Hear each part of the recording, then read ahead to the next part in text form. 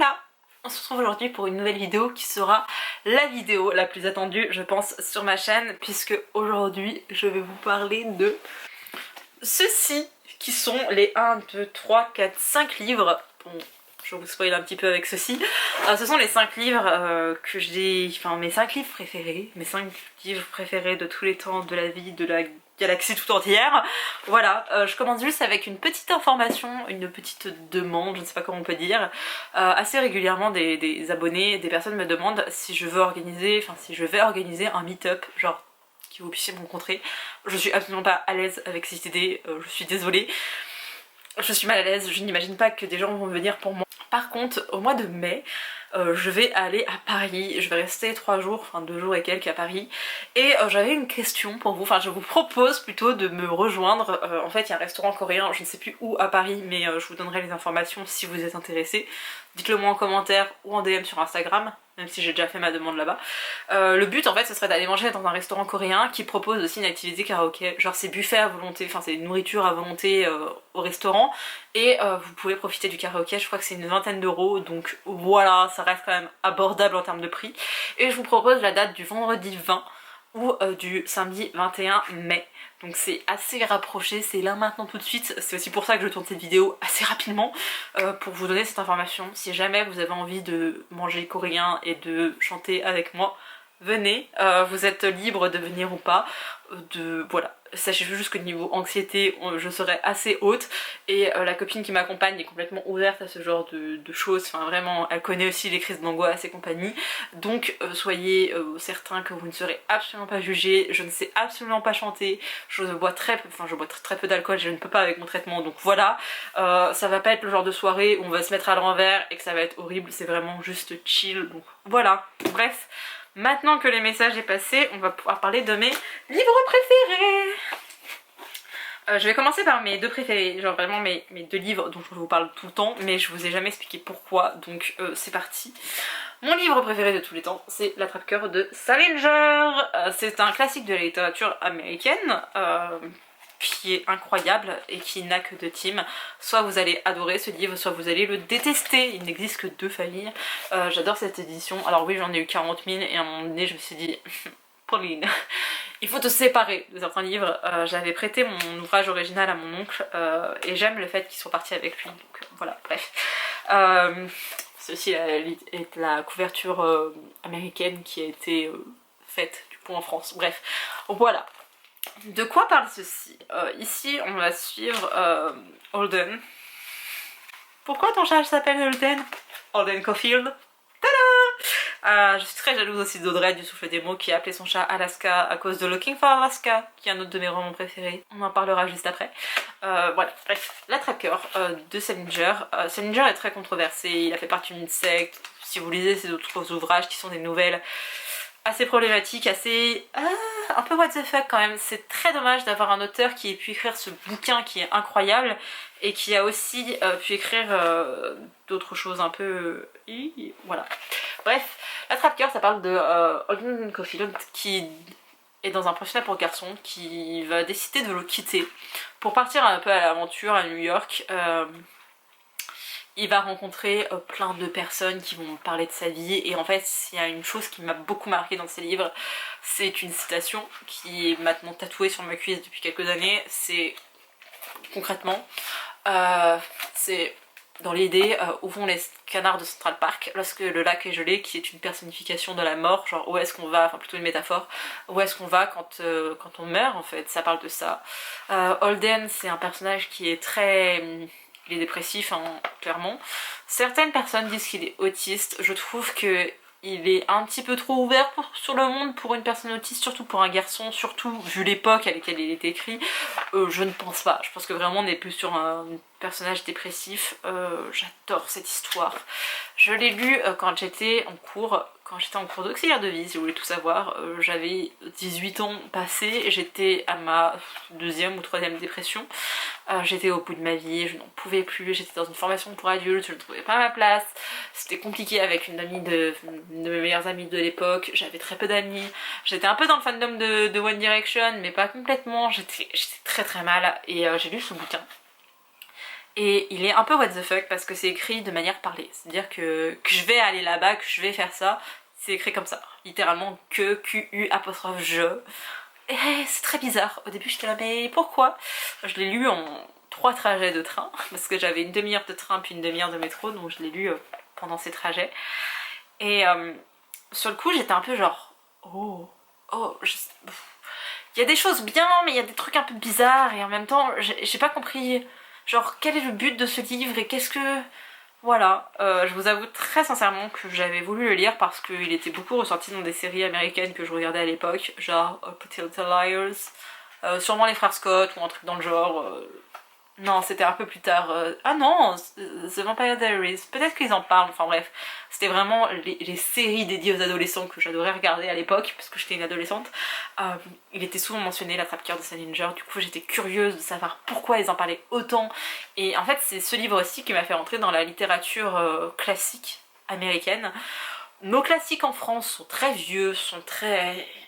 ça dépeint une époque, tandis que la littérature anglaise, les sœurs Brontë, etc., très aristocrate, femmes qui essayent de prendre le pouvoir, des amours tourmentés, les Gros d'Hurlevent par exemple.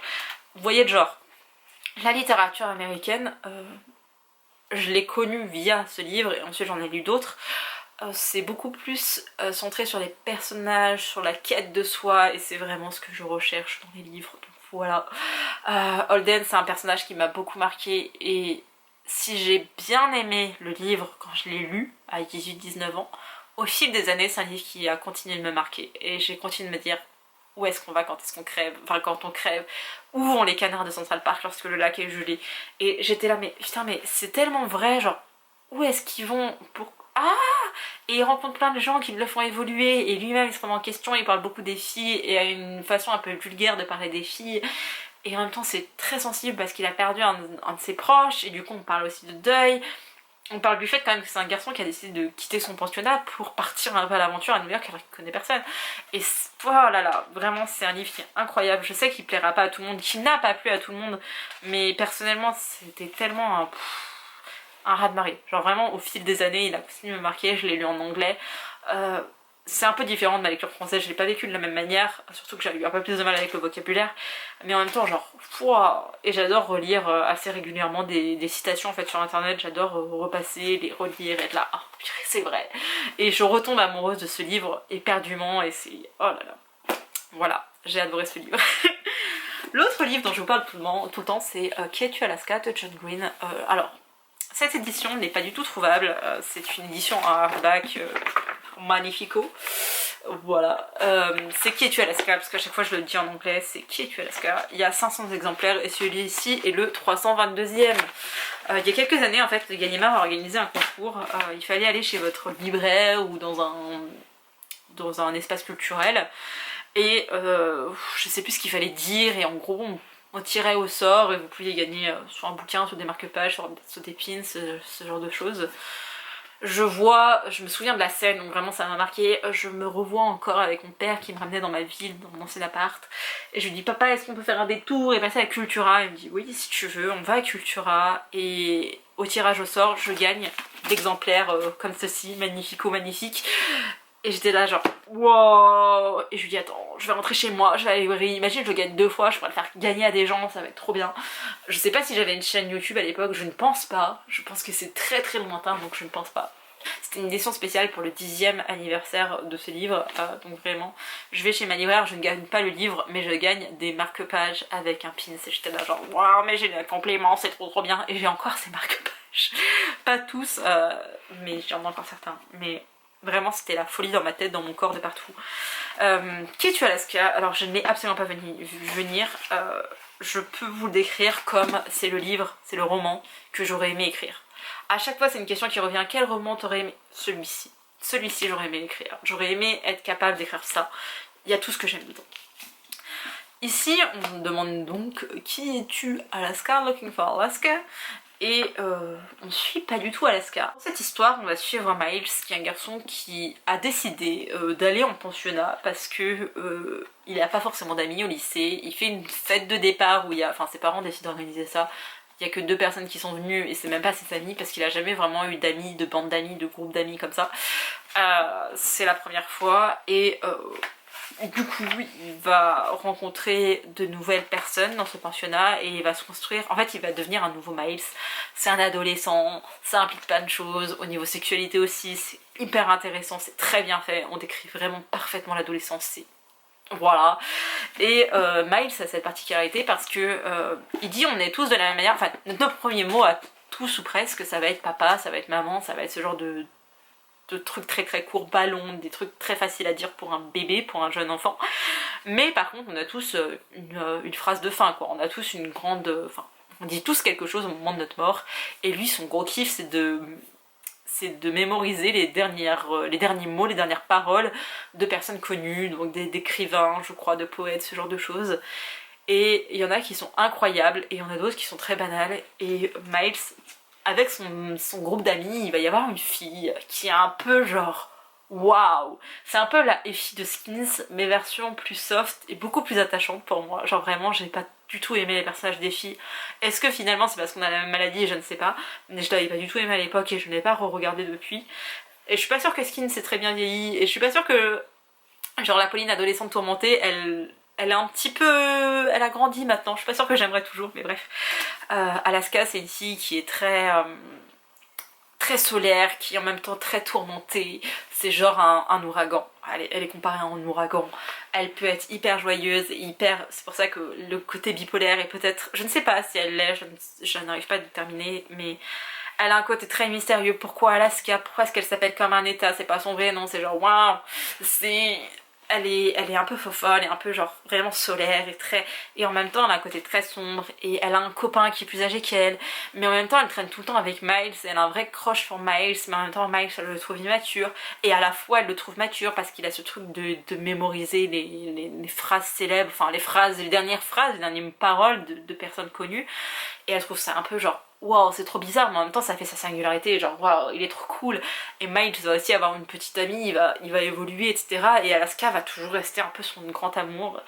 Et vous comprendrez peut-être au résumé que je vais vous en faire, il y a un compte à rebours,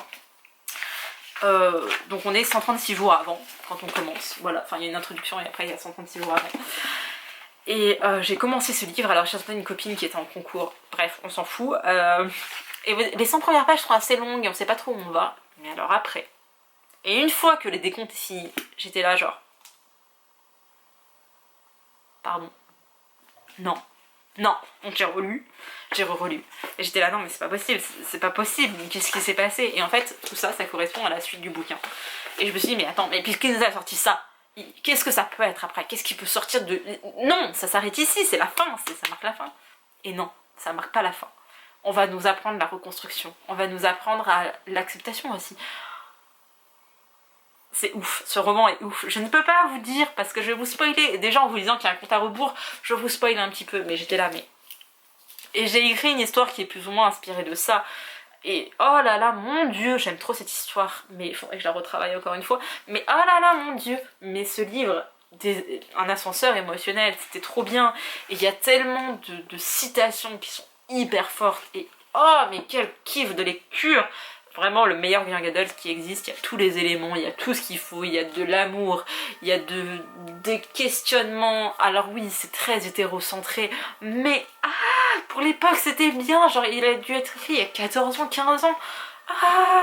Genre maintenant on le referait version un peu plus queer et un petit peu plus de il serait oufissime aussi, il était trop bien. Et le personnage de Miles évolue tellement au cours de ses livres et j'ai pas forcément aimé les autres romans de l'auteur. Je trouve que Tortue à l'infini parle très bien des tocs et que en fait grâce à l'adaptation de... Comment il s'appelle en français? Paper Towns, La face cachée de Margot. Grâce au livre, j'ai compris grâce au film, j'ai compris le livre et ça c'était très cool. Et Nos étoiles contraires, même si c'est sur le cancer et que j'aime pas trop tout ça, ça reste un super livre. Et surtout, on voit Amsterdam et voilà, c'est l'un des nombreux livres qui m'a donné envie d'aller dans cette ville, qui est devenue genre ma ville préférée au monde, donc voilà.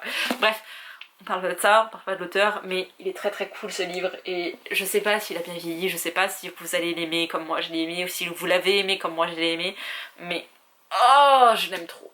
C'est un petit peu difficile de passer après mes 2 gros coups de cœur, mais il y en a 3 qui m'ont vraiment marqué et qui font partie de mes livres préférés. Celui-ci, Quand la nuit devient jour, de Sophie Jomain, j'en parle assez régulièrement. J'ai une dédicace de l'autrice. Je suis pas une grande fan de Sophie Jomain, j'ai pas spécialement aimé les tomes Ced. Enfin, le premier tome si, mais parce que pour moi c'est une copie de Twilight. J'ai pas trop aimé la suite. Elle a fait Felicity Hadcock, j'ai pas aimé. Ses romances, je trouve qu'ils sont très... C'est pas le genre de romance que j'aime. Moi j'aime bien les romances Hugo Roman. Vous voyez, les romances Harlequin, je suis pas... ça le fait pas avec moi. Enfin, je sais pas si vous comprenez ce que ça veut dire, mais dans ma tête, c'est un sens que je dis quand je dis Hugo Roman ou Harlequin. Peut-être que vous voyez pas, mais moi je me comprends. J'ai parlé pendant 45 minutes avec l'autrice de ce livre et de la question principale de ce livre qui est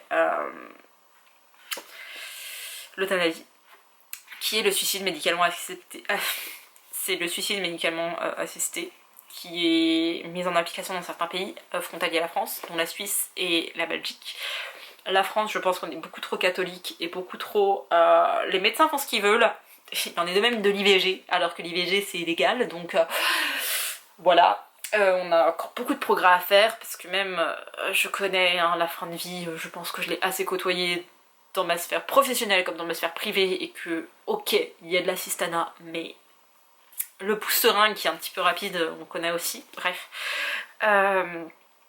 C'est un livre qui parle de Camille, qui est une jeune fille qui est dépressive, qui va passer par de l'anorexie, de la boulimie, des troubles du comportement alimentaire de manière générale, de l'automutilation, ce genre de choses. Elle est dépressive depuis toujours. Elle se rappelle pas d'une fois où elle n'a pas été déprimée. C'est un roman hyper lourd et en même temps pas du tout. Ça, c'est vraiment la partie du livre que j'adore. Le reste, ça vire un peu sur une romance, il y a plein de trucs problématiques, machin. Ça. C'est l'introduction, c'est le prologue, je ne sais pas comment est-ce qu'elle l'a appelé, elle n'a pas donné de titre. Vous plongez directement sur l'histoire de Camille, sur un peu tout son historique médical, on balaye un peu sa vie, de tout ce qu'elle a essayé de faire en fait pour aller mieux. Et malgré tous ses efforts, elle n'arrive pas à aller mieux, elle est dépressive et elle est condamnée. C'est une maladie qu'elle n'arrive pas à guérir, qu'elle n'arrive pas à aller au-delà. Et du coup, elle va décider d'intégrer une clinique, enfin son père va lui payer une clinique. Lui dans sa tête, c'est un peu ouais, elle va aller là-bas pour comprendre qu'en fait elle a envie de vivre, alors que non, elle est dans une clinique en attendant sa date d'euthanasie qui a été programmée au 6 avril 2016, ce qui date d'il y a quelques années ce livre maintenant. J'ai tellement chialé, mais vraiment, j'ai tellement été touchée par le parcours de Camille, vraiment avec Sophie Jomain en plus, j'ai pu en discuter avec l'autrice, c'est un kiff total. Je lui disais que j'étais justement dans le soin et je lui parlais un peu de ma vie, on a parlé de tout ça, et elle m'a parlé de cette fin qui était lâche, et bref, on a eu plein de sujets de conversation, et vraiment, pour la question du suicide médicalement assisté envers les personnes qui ont des troubles psychiques, c'est hyper intéressant, parce que normalement quand vous voulez avoir l'euthanasie, je sais pas comment on va dire, avoir recours à l'euthanasie, vous devez prouver que vous êtes dans un état psychologique stable et que en gros vous faites ça en votre âme et conscience. Quand on a un trouble psy c'est compliqué, et avec une personne dépressive c'est un trouble de l'humeur, donc c'est un peu compliqué d'avoir le vrai consentement de la personne, enfin c'est un peu... Voilà, genre une personne bipolaire qui est en plein délire, elle va dire bah non j'ai envie de vivre, bien sûr, dans une période maniaque par exemple, alors qu'en période hypomaniaque, enfin vraiment en période dépressive, vous allez plutôt être du genre à vous dire que votre vie est foutue, qu'il faut y mettre fin d'un seul coup, enfin bref, vous voyez le genre, c'est compliqué de dire qu'on est dans un état stable, c'est compliqué de dire qu'en gros vous donnez votre consentement pour ça alors que votre consentement est biaisé par votre maladie. Mais hyper intéressant d'aborder ça d'un point de vue, ouais, dans le domaine psychiatrique quand même, avec la dépression. Comment on peut laisser une jeune femme dépressive avoir recours à l'euthanasie là où des personnes qui ont des cancers, des maladies de Parkinson assez avancées, maladies de Charcot, n'y ont pas le droit. C'est hyper complexe comme sujet, je n'y avais jamais vu aborder genre le côté psychiatrique, psychologique de la chose. Et c'est bien fait, c'est très respectueux, vraiment les 40 premières pages, c'est ça mon livre préféré, c'est les 40 premières pages. Par la suite, comme je vous disais, on part sur une romance, il y a quand même des sujets qui reviennent, genre sa mère ne veut absolument pas en entendre parler, elle ne veut plus la voir, elle ne veut plus la côtoyer, parce que c'est impensable que sa fille accepte de se donner la mort, mais pas par le suicide, parce que le suicide elle trouve ça lâche et qu'elle préfère avoir l'euthanasie et qu'elle y a le droit, parce que des médecins certifient que oui, elle y a le droit. Sa mère ne veut plus lui parler, son père est dans une forme de déni, elle est très apaisée de cette décision. Et en même temps, elle va voir d'autres personnes de sa famille et elle va être là, oh là là, mais je sais plus ce que je veux, je sais que je ne guérirai pas, mais quand je vois ces petites choses postées comme ça, posées sur mon chemin, ça me donne envie, mais je sais que ça ne durera pas. Hyper intéressant. Je sais que ça ne plaira pas à tout le monde et qu'il n'a pas plu à tout le monde, mais pour moi vraiment hyper intéressant. Et pour la réflexion, alors je lis des livres pour plein de raisons, mais pour la réflexion qu'il y a derrière, je trouve ça incroyable. D'ailleurs, il faudrait que je fasse une vidéo sur qu'est-ce que vous attendez de vos lectures, et ce serait hyper intéressant de faire ça, genre tous ensemble. Un jour, je vous lancerai un projet comme ça, en mode envoyez-moi vos trucs de qu'est-ce que vous apporte la lecture. Et parfois, c'est aussi apprendre et pousser sa réflexion au maximum, parce que je suis pour l'euthanasie, pour le droit de mourir dans la dignité. Mourir dans la dignité, pas finir ses jours dans un coma, non, mourir. Je suis pour l'euthanasie. Par contre, pour les questions psychiatriques, je n'arrive pas à me décider. Donc c'était hyper intéressant ce livre. Voilà. Bref, un autre livre qui est un classique. J'étais à une exposition, vous devez savoir de quoi il s'agit. Le Petit Prince de Saint-Exupéry, que j'ai dû lire en 6ème, mais je me souviens pas trop. Par contre, je me souviens de l'Apolline plus adulte. C'est très drôle de tomber sur ça en plus. Les grandes personnes ne comprennent jamais rien toutes seules, et c'est fatigant pour les enfants de toujours et toujours leur donner des explications. J'ai un côté très enfantin, alors c'est pas syndrome de Peter Pan tout ça, non, j'ai grandi, mais c'est juste que j'aime beaucoup les peluches, j'aime le fait, enfin je ne veux pas d'enfants, je ne veux pas materner, j'ai pas forcément ces désirs là, même si je suis du genre à beaucoup donner les gens, je veux pas me materner pour autant. J'ai un côté, ouais j'adore les Disney, mais je pense que tout le monde de ma génération presque aime les Disney et aime les regarder. Mulan ma vie maintenant, alors qu'avant j'étais plutôt tournée vers les sons dalmatiens. J'aimais beaucoup les animaux dans les Disney. Bref, j'adore ce livre. Certains disent qu'il y a une nouvelle lecture dedans. Oui et non. C'est un peu comme un Disney. Quand vous le lisez enfant, c'est l'histoire d'un petit garçon qui va rencontrer un aviateur et voilà. Plein de contes un peu successifs. Quand vous êtes un adulte, vous voyez que c'est un livre sur la vie qui vous apprend à... Enfin, qui vous apprend. Je trouve ça trop mignon. Enfin, c'est mignon et profond, genre. J'aurais dû la juger sur les actes et non sur les mots. Et quelques phrases plus tard, il y a écrit « Mais j'étais trop jeune pour savoir l'aimer ». Il parle de sa rose, et bref, il y a tout un délire sur la rose. Et en fait, il y a plein de personnifications, il y a plein de figures de style en fait dans ce livre. Antoine de Saint-Exupéry, il vient aussi de chez moi, donc c'est très fort. Il y a un aéroport qui porte son nom maintenant, c'est genre waouh. C'est l'aéroport de Lyon, pour ceux qui ne le savent pas. C'est un livre, ouais clairement on parle de l'innocence de l'enfance et de comment est-ce qu'on devient un adulte, c'est de ces adultes qui ne comprennent pas les enfants alors que on a tous, en fait avant d'être adulte on a tous été des enfants et quand on est enfant on n'a pas l'impression que les adultes ont un jour été à notre place et vraiment il y a plein de citations et je l'aime trop et je peux pas vous expliquer concrètement pourquoi parce que je l'ai lu en étant très jeune adolescente slash enfant. Je l'ai lu quand j'avais 18-19 ans, je le relis assez régulièrement maintenant, genre tous les 2-3 ans je le relis et à chaque fois je me prends une claque.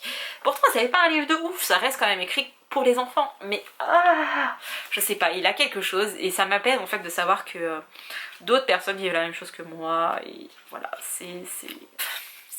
voilà, c'est mon petit, c'est mon livre, c'est mon livre de tous, c'est mon livre jeunesse, c'est mon livre adulte, c'est mon livre, voilà, j'ai été à une exposition quand j'étais à l'hôpital, donc au mois de octobre, sur Saint-Exupéry, il y avait plein de choses hyper intéressantes, c'est hyper riche, il y avait beaucoup de choses sur l'exploration, j'ai pas du tout de rêve d'exploration, autant je veux visiter plein de pays différents pour leur culture, on a un sens pour dire ouais une exploratrice, non, parce que je ne veux pas explorer, je suis pas genre la blanche qui va, non.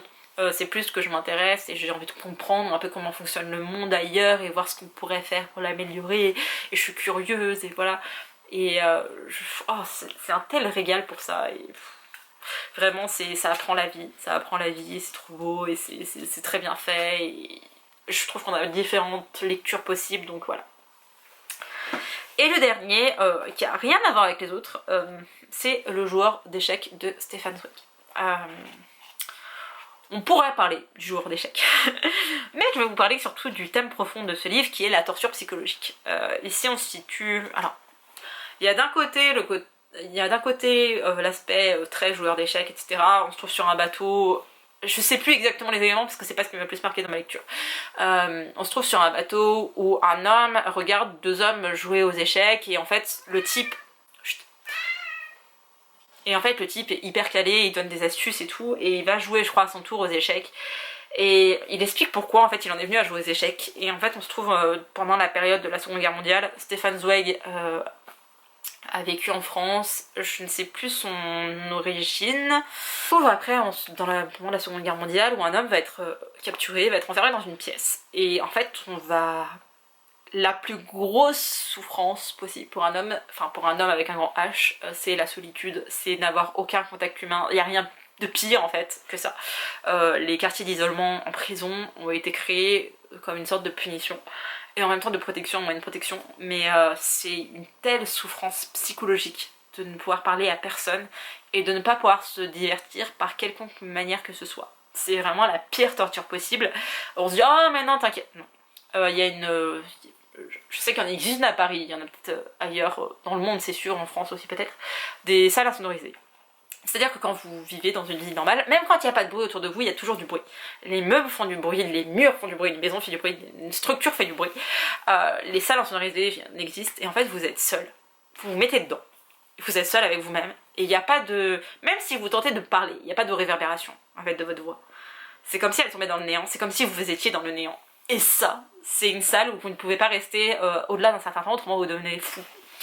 Là, du coup, on suit un homme qui est enfermé pendant la Seconde Guerre mondiale, où il va subir différentes tortures, et ensuite, la torture ultime, entre guillemets, c'est d'être enfermé dans une pièce avec zéro distraction.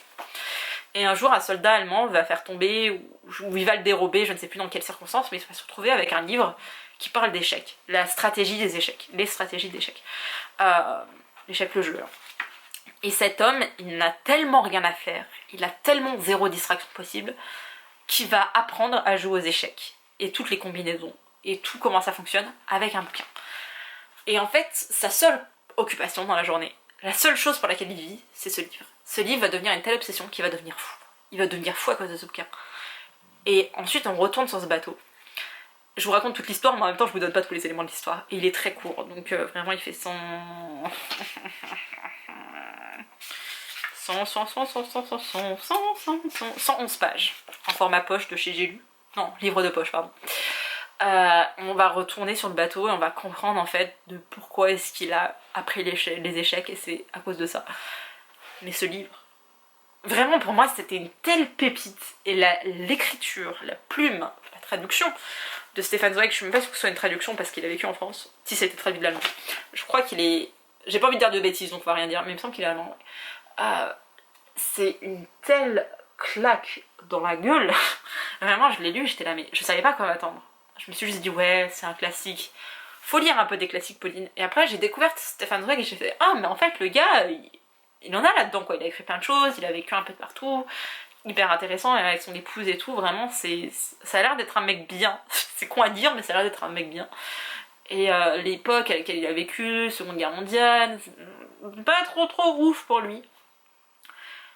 Et je me suis intéressée un peu à lui, au personnage, et après j'ai lu ce livre et j'étais là genre wow.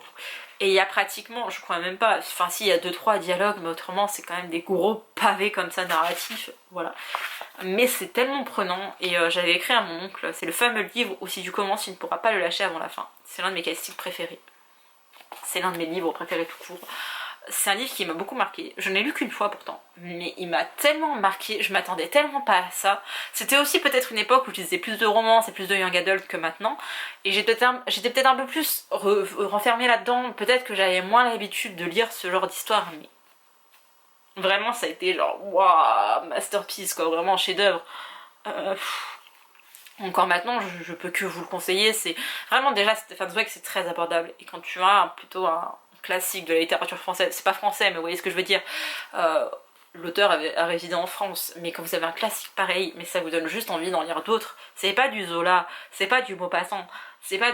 Oh là là mon dieu, s'il faut que je cite tous ceux que j'aime pas.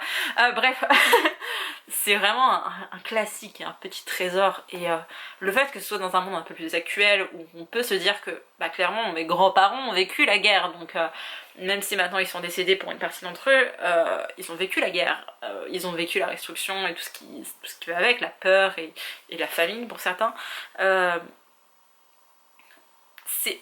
C'est vraiment truffant de vérité, et surtout j'ai lu ce livre je crois au moment des attentats du 13 novembre, et du coup j'avais ce truc de putain mais en fait pour torturer une personne on pense forcément des châtiments corporels, à des choses vraiment horribles, on sectionne un doigt ou ce genre de choses, vraiment on imagine ce genre de torture, et j'avais pas conscience, alors que c'est partie de mon job, mais là j'avais pas forcément conscience de la souffrance psychologique et de la souffrance qui peut être exercée par du rien. Genre vraiment une indifférence totale, c'est pire, c'est la pire torture possible, alors que j'imaginais pas ça possible, enfin je sais pas, j'imaginais pas que ça pouvait être aussi grave, et en lisant ce livre j'étais là, mais oh là là, mon dieu, je préfère encore qu'on me coupe une main ou une jambe, je préfère la douleur physique à la douleur psychologique, je préfère clairement ça plutôt que d'avoir du néant quoi, du rien, et c'est tellement bien fait, vraiment, lisez-le, vraiment foncez, c'est incroyable. Voilà, c'en est tout pour mes petites lectures, petits romans préférés. Ils sont pas très gros, c'est vrai pour la plupart. C'est peut-être aussi ça qui est plus marquant pour moi. Je sais pas, peut-être que le fait qu'il soit court, même si Qui tue Alaska est plus gros, peut-être que le fait qu'il soit court, c'est plus ce genre de choses qui sont percutantes pour moi, je ne sais pas. Mais voilà, ça fait... je ne sais pas combien d'années que je suis sur YouTube, ou même sur Instagram, ou même que j'en parle avec comme ça des copains, où je cite parfois des bouquins qui m'ont marqué, et j'avais sorti le Joël Dicker avec le livre des Baltimore, mais c'est pas genre le livre préféré de ma vie, enfin genre vraiment il fait pas partie de ma vie de lectrice peut-être, mais pas de ma vie, genre ces romans-là, ces livres-là, ils sont ancrés profondément en moi, et ils ont marqué ma vie, ils ont marqué la personne que je suis, la lectrice que je suis aussi pour certains, et voilà, je trouvais ça bien de leur rendre hommage après tout ce temps. Je vous en avais souvent parlé mais sans faire de vidéos dédiées, là au moins je pourrais renvoyer les gens vers ces vidéos là, et voilà. Je sais qu'il y a deux classiques quand même de la littérature, c'est pas forcément des choses que... Enfin je pensais pas qu'ils allaient autant me marquer, littérature française, classique français j'ai du mal, mais ceux-là c'était... Voilà, bref, j'arrête de blablater, j'espère que cette vidéo vous a plu et je vous dis à bientôt pour une prochaine, bye.